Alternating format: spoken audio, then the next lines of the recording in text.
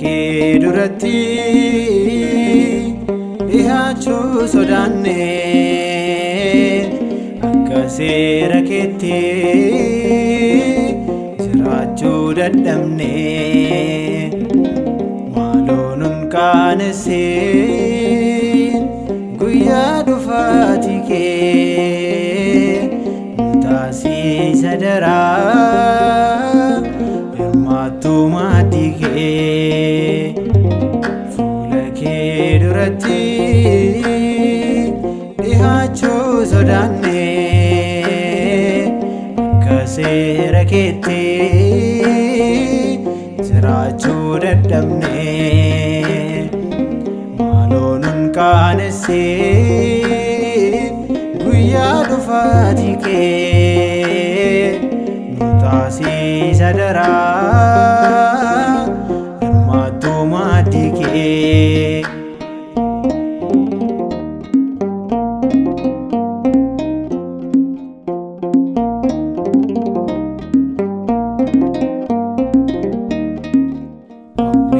Fedha fooniin mancaanee dhumneerra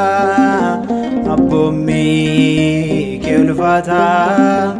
eeguu dadhabneerra irree kamsa kee gaafa fudhattu araaraa siin jedhee dhaloonni fuula kee duratti dhiyaachuu sodaanne akka seera keetti jiraachuu dadhabne maaloo nun qaanessin guyyaa dhufaatii kee nu taasisa daraa hirmaattuu maatii kee.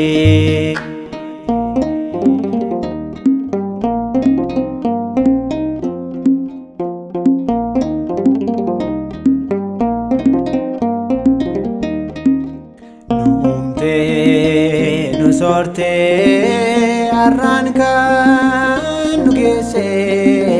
cubbuu keenya baay'ee obsaan nuu dandeesse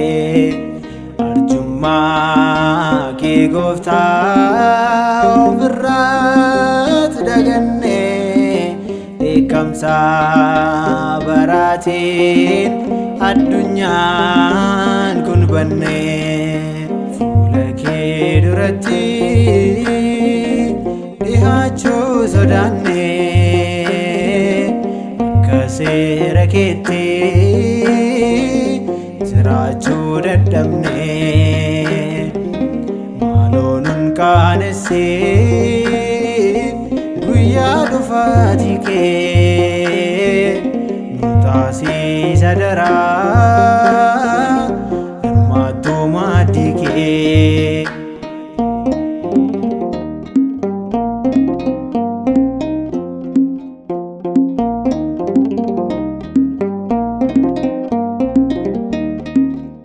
Teessumni jaalalaa gadi garagalee teessoon jibbaaf sobaa ol galaa gaggalee addunyaan kun hundoo jibbaaf bitamneerra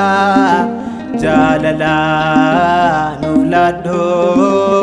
araarsiin jenneerra fuula kee duratti dhiyaachuu sodaanne akka seera keetti jiraachuu dadhabne maaloo nun qaanessin guyyaa dhufaatii kee nu taasisa daraa hirmaattuu maatii kee.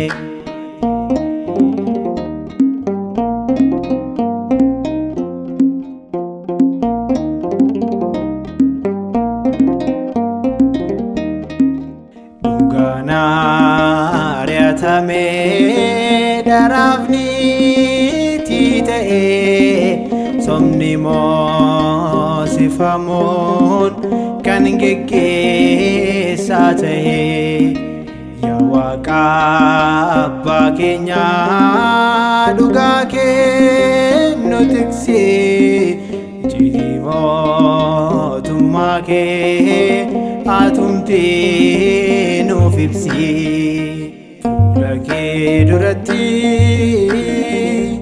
dhiyaachuu sodaanne akka seera keetti jiraachuu dadhabne maaloo nun qaanessin guyyaa dhufaatii kee nu taasisa daraa hirmaattuu maatii kee fuula kee duratti dhiyaachuu sodaanne akka seera keetti jiraachuu dadhabne maaloo nun qaanessin guyyaa dhufaatii kee nu taasisa daraa hirmaattuu maatii kee